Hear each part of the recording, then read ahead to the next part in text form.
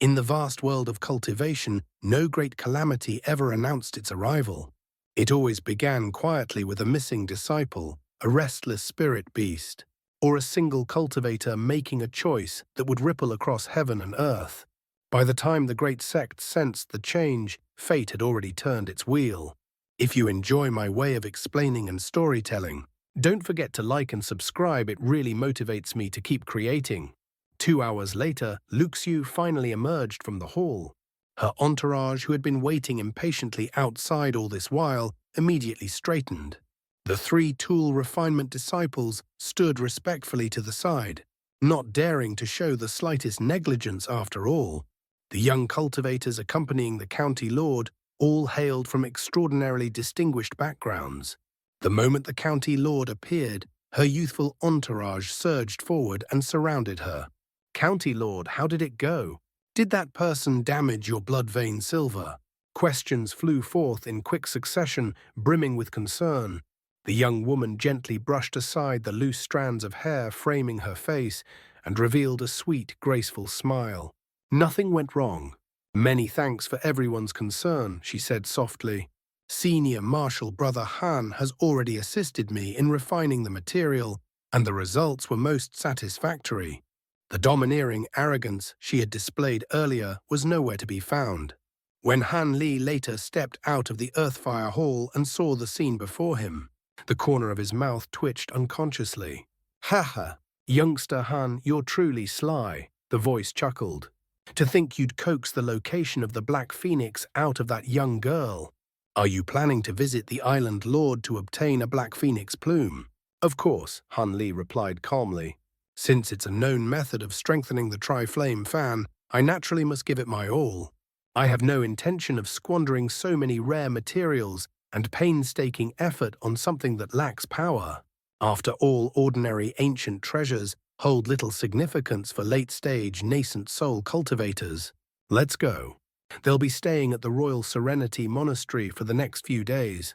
I'll enter seclusion. I'd rather not have my cultivation disturbed." With that, Han Li turned and headed back toward his residence, his expression indifferent as ever. Over the next 2 days, County Lord Luxiu quietly came looking for Han Li several times, hoping he would assist her in refining more materials. However, she was met each time by a notice stating that he had entered secluded cultivation. A simple restriction had even been placed at the entrance. Left with no other choice, Luxiu could only pout resentfully before turning away. 2 days later, the county lord departed from the monastery, along with her entourage of young cultivators. The tool refinement hall soon returned to its usual orderly rhythm. As the months slowly passed, Han Li devoted nearly all of his time to cultivating the bright jade arts, only occasionally refining a few materials. His consistent and flawless completion of refinement tasks earned him Elder Wei's growing respect. From time to time, Elder Wei would personally explain the subtleties of material purification to him, later entrusting him with increasingly rare materials. Han Li, keenly aware of this, refined these precious materials punctually and without the slightest delay. Elder Wei was left astonished. Gradually recognizing Han Li's extraordinary aptitude for tool refinement, Elder Wei assigned him even more responsibilities and spent additional time guiding him. During this period, Elder Wei himself was occupied refining an important item and entrusted a portion of the materials to Han Li. Not long after, Han Li was surprised to discover that he had been given rare earth attribute materials to refine. He couldn't help but feel shaken. Very few treasures were refined entirely from earth attribute materials, yet those that were often possessed terrifying power. Still, none of this altered his resolve. Regardless of circumstances, Han Li adhered strictly to his original plan, steadily cultivating the bright jade arts toward its second layer. As time passed, he faintly sensed astonishing transformations taking place within his body. One day, several people from Pure Revelations Academy delivered news to the Gan clan teacher. Yan had suddenly passed away due to a grave illness. Han Li was taken aback upon hearing this. "When I last saw him, he showed no signs of being sick. At the same time, His spiritual sense detected numerous unfamiliar cultivators appearing near the Royal Serenity Monastery. Covertly observing the area, it seemed that something was quietly brewing beneath the surface. It's best not to remain here for too long, Han Li decided decisively. Otherwise, I may get dragged into something extremely troublesome. Drawing upon his wealth of experience, he made his choice. In the time that followed, he cultivated the bright jade arts with even greater care and focus. 1 year later, a moderately notable incident occurred at the Royal Serenity Monastery.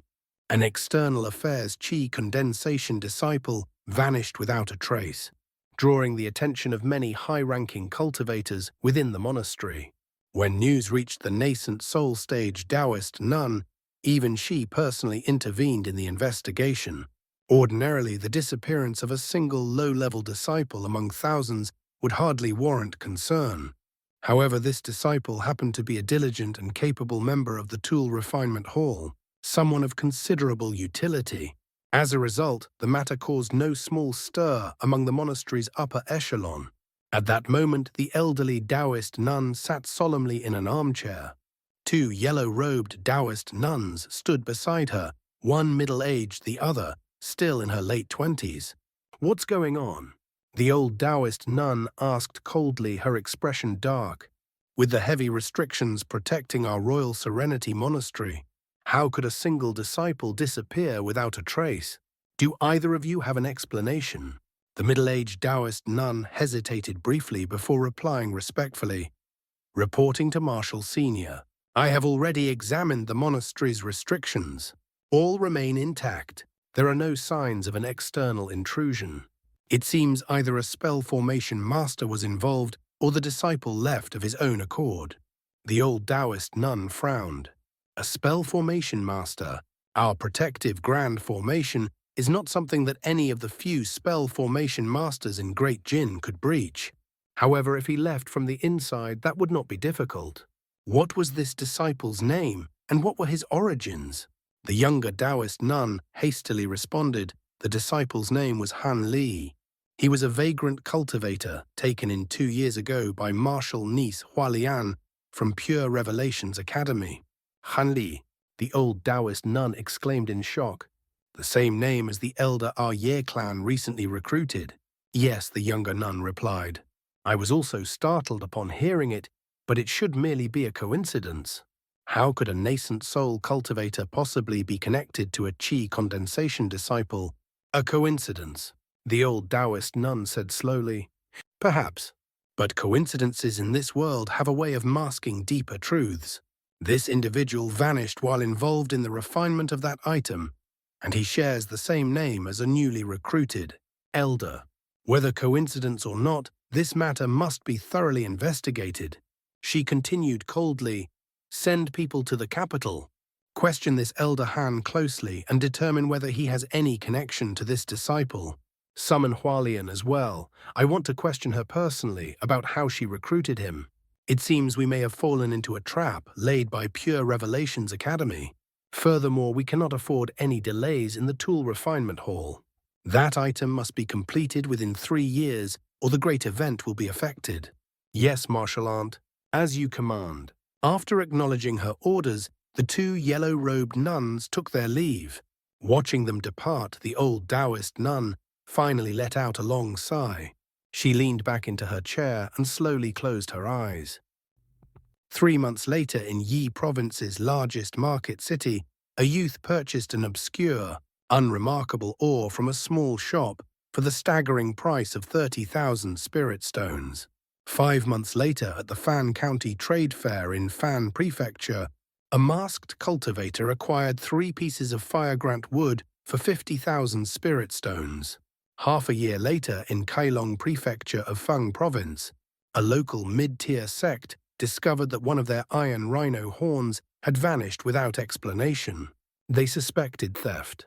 8 months later, the foremost clan of the Q region received an unexpected visitor, a large, hideously ugly cultivator at the mid-nascent soul stage.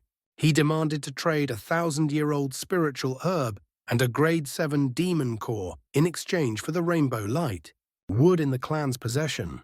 The clan master sent 2 nascent soul elders to refuse him, but the visitor merely unleashed his terrifying power, freezing both elders into solid blocks of ice with ease. Shocked and left with no alternatives, the clan master reluctantly agreed to the exchange.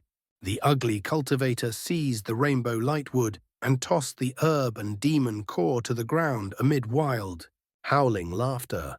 Only after expending great effort did the clan master manage to free the 2 elders.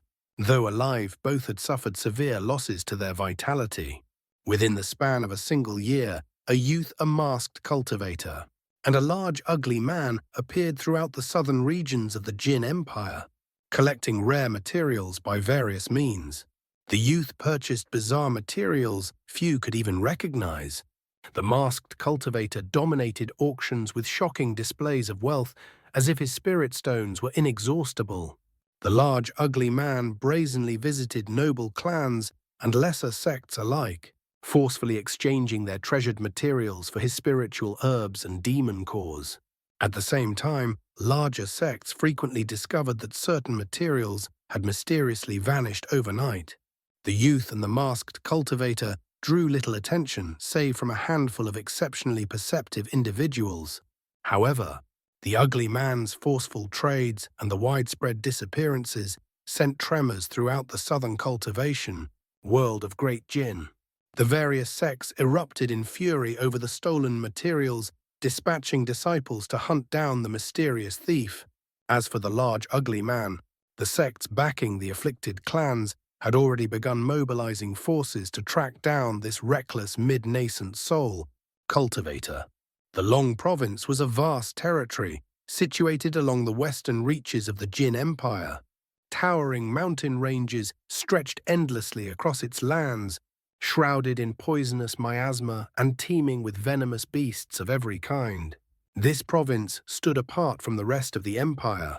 Only the illustrious righteous Dao sect, the High Sun Palace, and one of the 10 great devilish sects, the Devilwood sect, held dominion over this immense region. No external power dared to interfere within its borders. The native cultivation forces consisted solely of small sects and minor schools, utterly incapable of posing even the slightest threat to these 2 colossal factions. Forced by necessity, they submitted themselves under the protection of one side or the other. As a result, the province was cleanly divided east and west.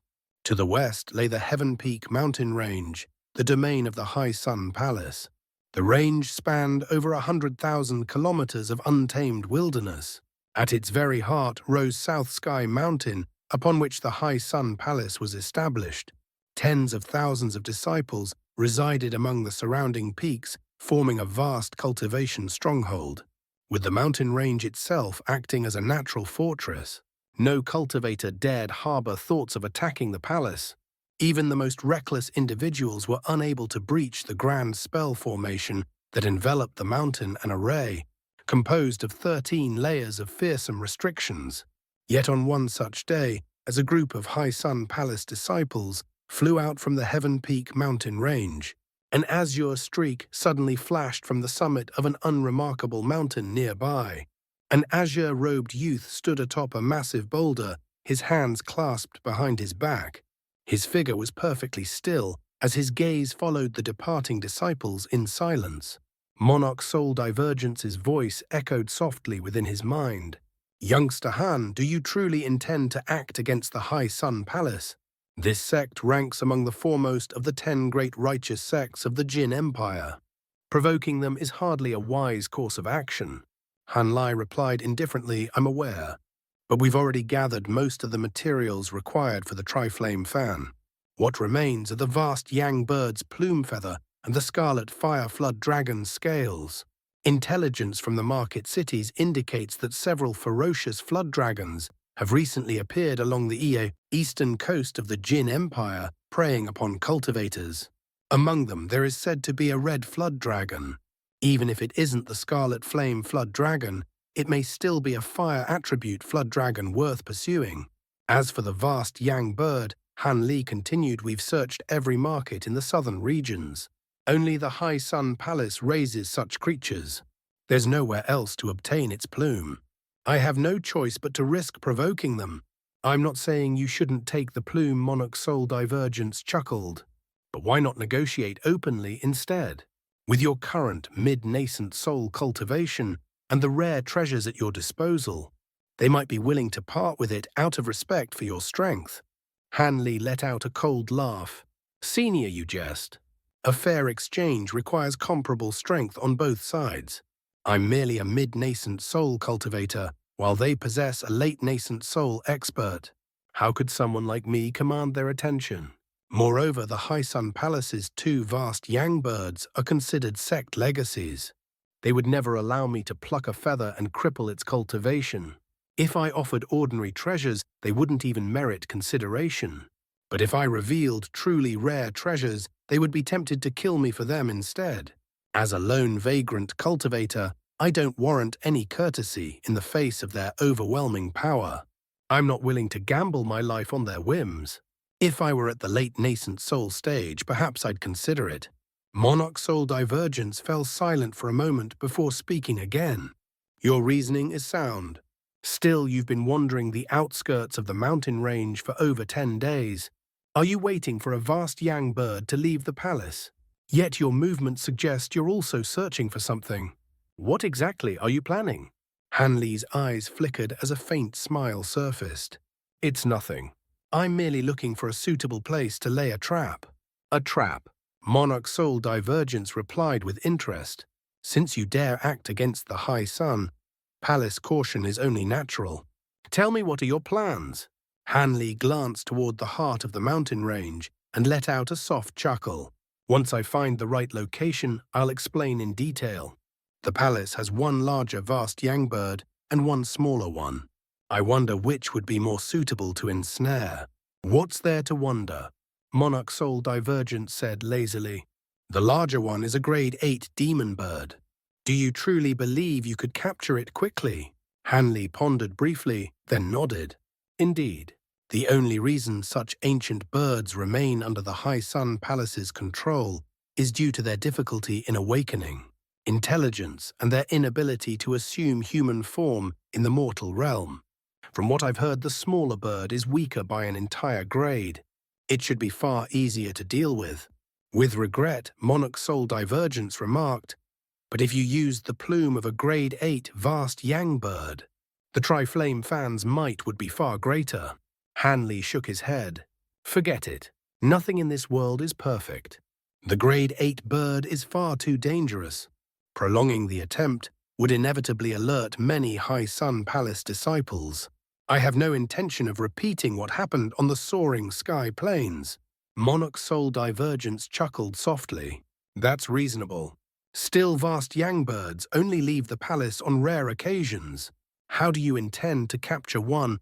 Hanley's lips curved into a cold smile. Don't worry.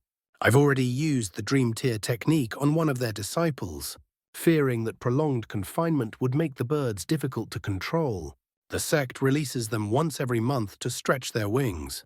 That moment will be our chance. Since you've already planned this far, there's no need for my advice, Monarch Soul Divergence said. Just don't delay too long and miss the capital trade fair. I still require materials for my puppet body.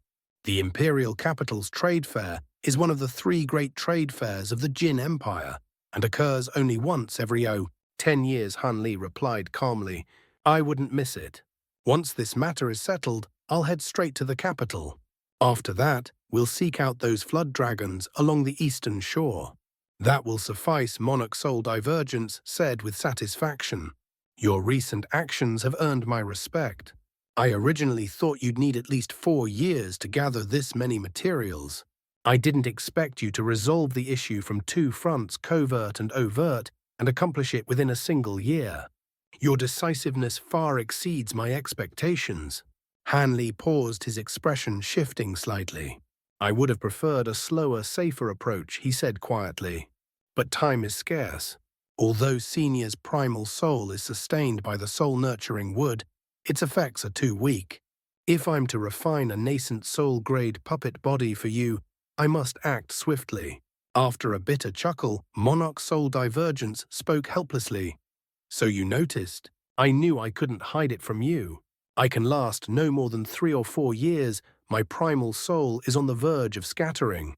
But with the speed at which you're gathering materials, I now have hope that my puppet body will be completed before reincarnation." Hanli let out a long breath and said solemnly, "Since the day I met Senior, you've aided me countless times. I'm not someone who forgets kindness. I've engraved these debts in my heart, and I will do everything in my power to fulfill your wish." Deeply moved, Monarch Soul Divergence sighed as well. "In truth, I was only helping you out of self-preservation.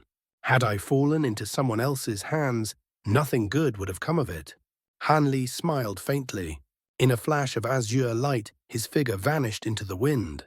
Siba. 2 days later, Hanli discovered a secluded valley filled with peach trees. Blooming blossoms blanketed the land in soft shades of pink, dyeing the entire valley with gentle color.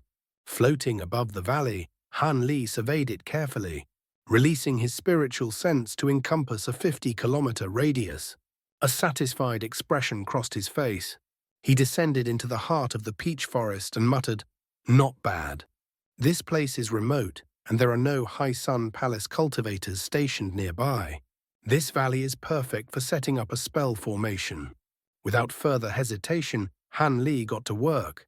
Within the span of a single breath, 8 distinct sets of formation flags and plates were deployed throughout the forest.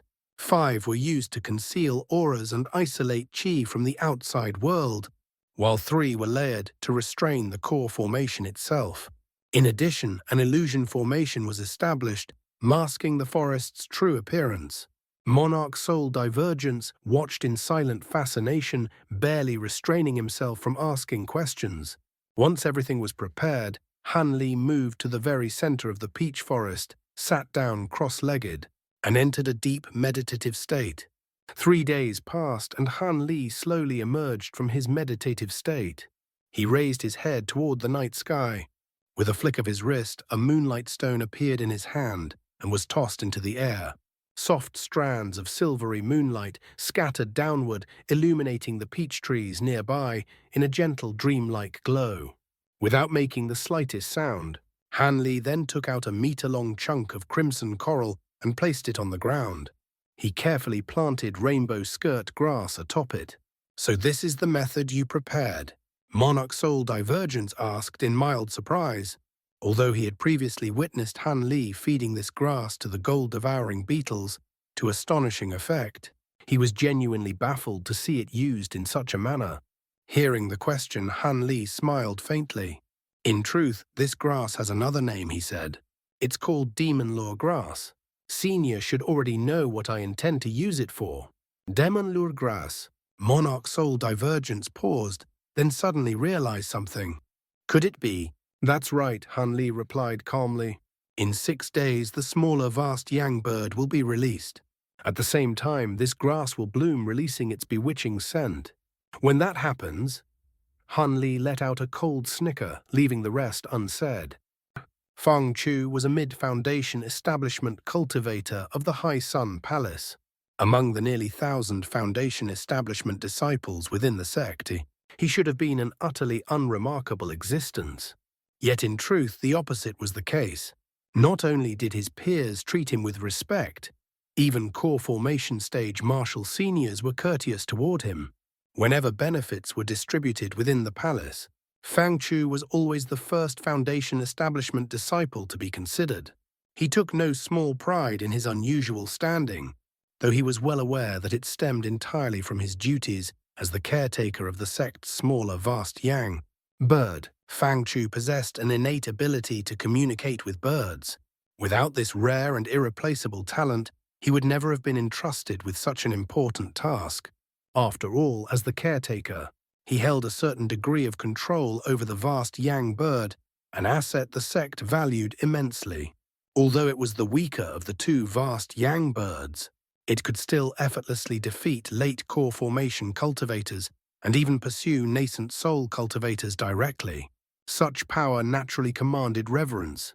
For over 30 years, Fang Chu had accompanied the spirit bird at all times. He had even sacrificed precious cultivation time to follow it whenever it was released to stretch its wings. In all those years, not a single mishap had occurred. This time was no different, merely another routine flight. With 50,000 kilometers of the Heaven Peak mountain range firmly under the High Sun Palace's control, what could possibly go wrong? With such leisurely thoughts, Fang Chu followed the vast yang bird from afar one early morning. The vast yang bird measured only 3 meters in length, but its long tail feathers accounted for more than half of its body. From a distance it resembled a massive peacock, one adorned in incomparable fire-red plumage. The bird was clearly overjoyed. Freed from the palace's restrictions, it flapped its blazing wings and circled repeatedly through the sky, checking carefully to ensure no one was following. Ordinarily, Fang Chu would have been unable to hide from the bird's spiritual sense. However, he was using a qi concealment talisman, specially refined by the sect. Despite his shallow cultivation, he followed the bird without fear of discovery. When the vast yang bird let out a clear, melodious cry, Fang Chu smiled knowingly. Having accompanied it for decades, he knew this sound well. The bird was in an excellent mood. After this flight, it would remain docile for the next half-month. As expected, the bird leisurely circled above the High Sun Palace for some time before finally flying outward. Fang Chu felt no concern at all.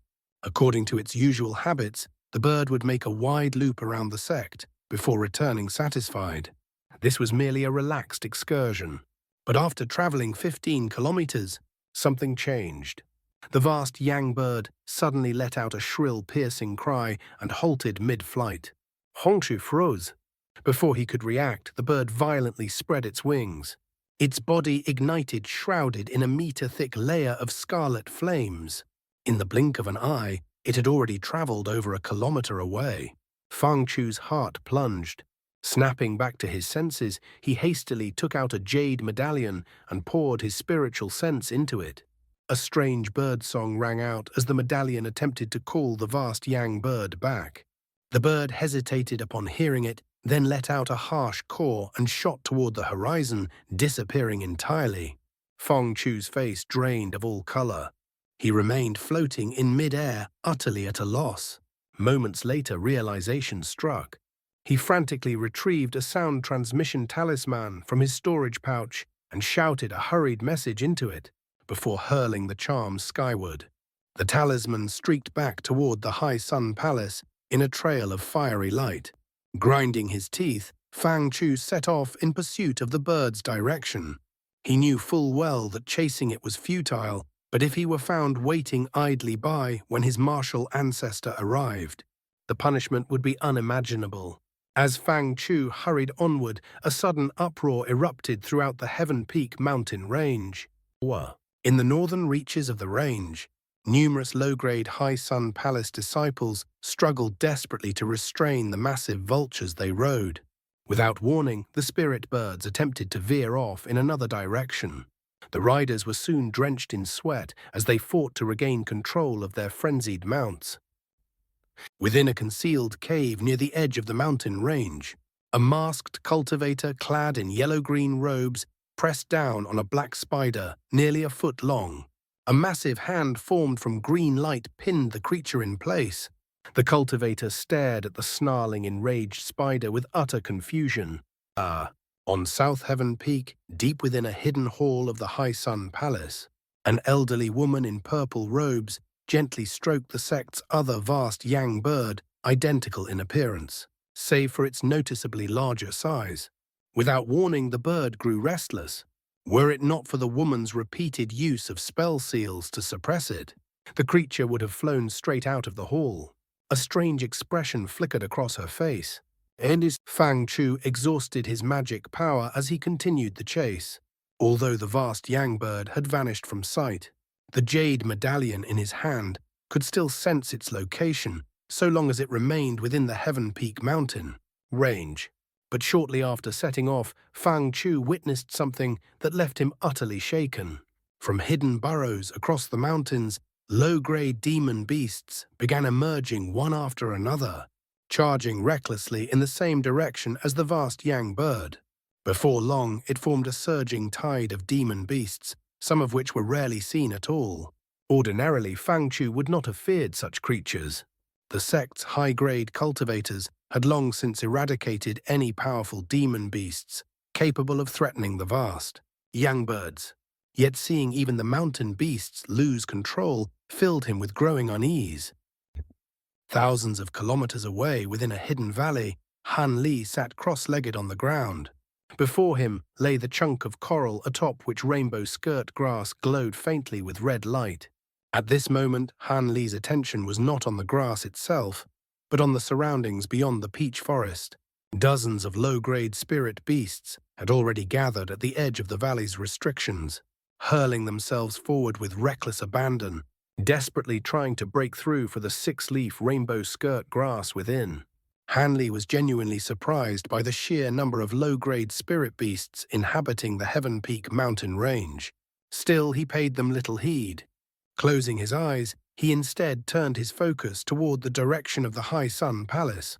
He judged that the potency of the rainbow skirt grass would be more than sufficient to lure the grade 7 vast yang bird.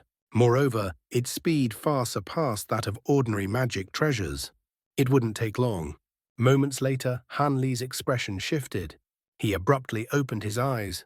With a snort and a swift hand gesture, several spell seals shot forth from his fingers, activating the outermost illusion formation.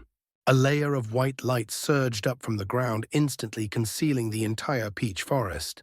At that same instant, savage roars echoed through the air, followed by a piercing bird cry. A massive yellow sphere of light and a blazing scarlet fireball arrived simultaneously above the valley, both irresistibly drawn by the rainbow skirt grass. Seeing this, Han Li let out a startled cry, astonishment flashing across his face. That's all for today's content. See you in the next part. Support me by becoming a member. It will give me more motivation. Thank you so much.